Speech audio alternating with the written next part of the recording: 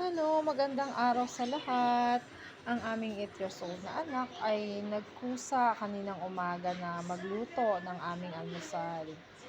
Ang sabi niya, Mommy and Daddy, pwede bang ako na muna ang magluto ng ating almusal? Ay syempre kami namang mag-asawa ay tuwang-tuwa, lihim na lumulukso sa saya ang aming mga puso dahil ang anak namin ay may kusang magluto katulad niyan. So, ayan. At bukod doon, kailangan talagang ang isang pamilya ay tulong-tulong sa gawaing bahay. Para isa po yung sikreto para mapanatili nating masaya ang ating pamilya.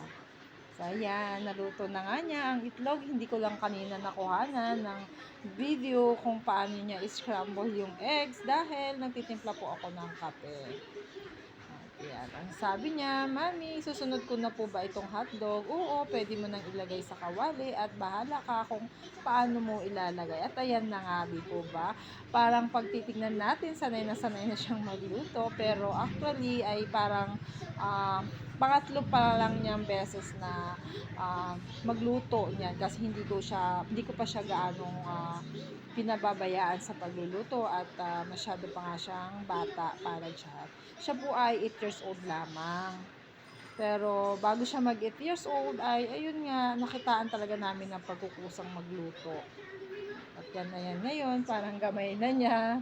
Konting-konti na lang, okay na. Kaya na niyang lutuin yung kanyang pagkain pag hindi po kami makaluto o hindi namin maharap magluto.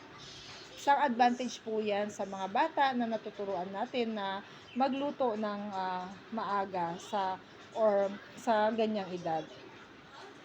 Kaya na nga, naluto na niya, ihahain na niya sa aming lamesa. Alam niyo po bang tuwang-tuwa na siya niyan? Kasi talagang niluto niya yan ng buong buo. Di po ba? Gutom na siya.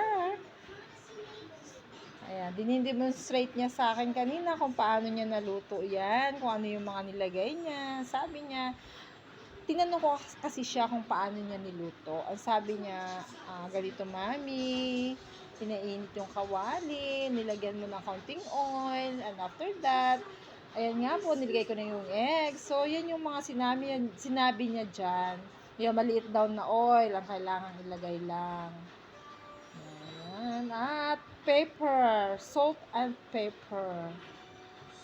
Diba? Konting-konti lang daw ang kailangang ilagay. Hindi po ba nakakatuwa kapag murang edad ay unti-unti nang natututong magluto. Tulad niyan. So, mga mommies, mga daddies, turuan na natin, umpisahan na natin turuan ng ating mga anak na magluto habang maaga. At kapag nagkaedad na sila, at ayan nga, minsan pag hindi po natin sila naumpisahang turuan, ay mahirap na po silang utusan or ayaw na nilang kumilos dahil hindi po nila nakasanayan. Yan. So, maganda ng maaga pa lang ay natututo na sila sa mga ilang gawaing bahay para pagtanda po natin or pagtanda nila ay hindi po tayo mahirapan. At ganun din po sila. Yan po. Thank you for watching. Bye!